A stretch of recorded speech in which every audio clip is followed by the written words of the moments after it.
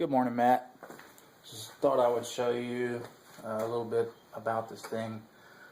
There's a few tricks to them. Whatever you do, you don't want to reel it backwards, it'll backlash, just like any open face reel. And then it can get into these gears, but you don't want that to happen.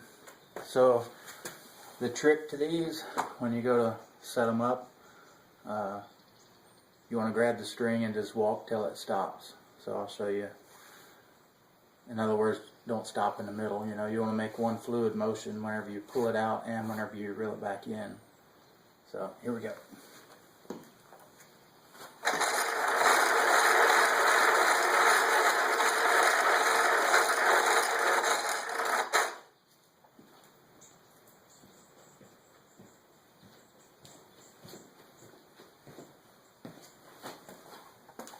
And the same goes when you reel it in. You want to just make it fluid motion.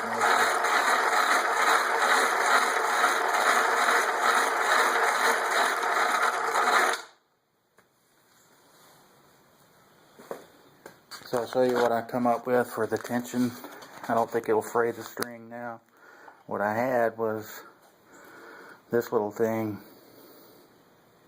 pinching the string together, and it was causing it to fray. This is where it broke yesterday. But I think this is going to work out pretty good. Seems to hold enough tension to where the spooled is nice and tight when it rolls up. So I think I'm about done, really. I'm going to box it up and ship it your way. One thing I didn't mention in that earlier, in that first little video, is you don't want to force it, because this will come unscrewed. I got it nice and tight, so it should be fine for normal usage. But if it gets jammed up, you might want to just kind of jostle it a little bit. You know, with temperature variations and humidity, with these being wooden gears, they will expand and contract. But it should be fine. I got enough slack in there that should be all right. Anyway, hope you enjoy them. Also, if for some reason something happens and you got to take this thing apart, nothing's glued together, so for the most part you can really just take these two screws out, and then there's one more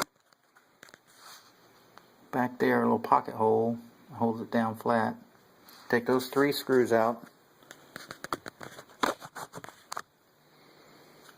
and then everything basically comes apart.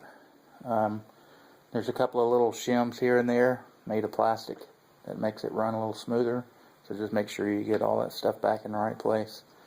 The most important part, if you have to take it apart, there's a jam nut on this drive gear that's got to be nice and tight. What I'll do is take a clamp and actually clamp that gear down, and then take a wrench and tighten it down pretty good. But I've taken this thing apart about 15 times trying to get the gears to run good, so it's not really that hard to take apart, and it's easy to change the string out if something happens too. So that's that.